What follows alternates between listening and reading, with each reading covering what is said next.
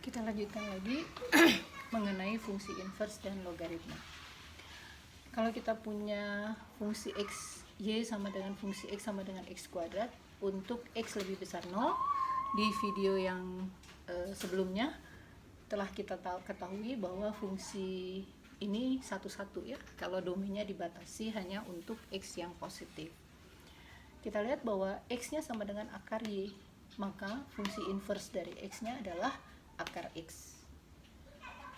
Nah, kalau kita gambar seperti tadi kita telah lihat contoh di video yang lalu, ini adalah y sama dengan x kuadratnya, y sama dengan akar x-nya. Kalau kita gambar bentuknya seperti ini, dan kita lihat bahwa memang fungsi inverse ini adalah cermin dari fungsi y sama dengan x kuadrat terhadap garis y sama dengan x ya. Ini garis y sama dengan x.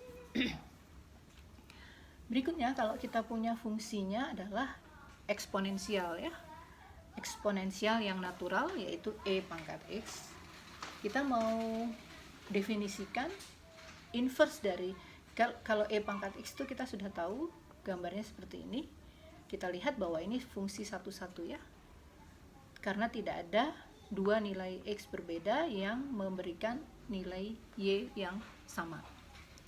Nah, kita definisikan bahwa inverse dari si e pangkat x itu adalah ln x. Kenapa ln? Ln itu tidak lain singkatan dari logaritma natural.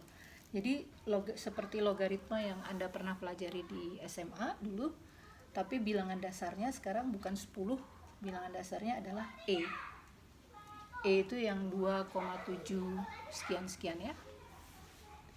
Jadi inverse dari fungsi eksponensial x itu tidak lain adalah kita namakan logaritma natural x. Gambarnya seperti apa? Tadi gambar e pangkat x-nya seperti ini, maka tentu fungsi inverse-nya kita cerminkan terhadap garis y sama dengan x. Ini adalah garis y sama dengan x, maka kita dapatkan inilah fungsi ln x. Jadi kalau ini y sama dengan e pangkat x, yang ini tidak lain adalah y sama dengan ln x yang bawah. Dan kalau kita hitung f inverse x adalah f dari f inverse x itu adalah ln x. Jadi f dari ln x, karena fx-nya adalah e pangkat x, maka f dari ln x adalah e pangkat ln x. Karena f inverse itu harus sama dengan, kembali lagi ke asalnya, harus sama dengan x, maka kita punya hubungannya e pangkat ln x itu adalah x. Demikian pula kalau f min 1 fx, maka ini sama dengan f min 1 dari fx-nya adalah e pangkat x. Karena f min 1-nya ln x, maka kita dapat f min 1 e pangkat x adalah ln dari e pangkat x. Dan ini harus kembali ke x, maka ini sama dengan x. Maka kita punya hubungan bahwa e pangkat ln x itu sama dengan x. Karena y-nya sama dengan ln x, maka kita dapat e pangkat ln x sama dengan x, berarti e pangkat y sama dengan x. Jadi y sama dengan ln x jika dan hanya jika e pangkat y sama dengan x, dan ln dari e pangkat x itu harus sama dengan x juga.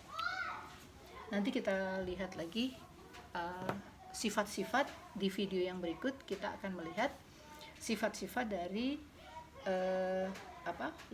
logaritma natural.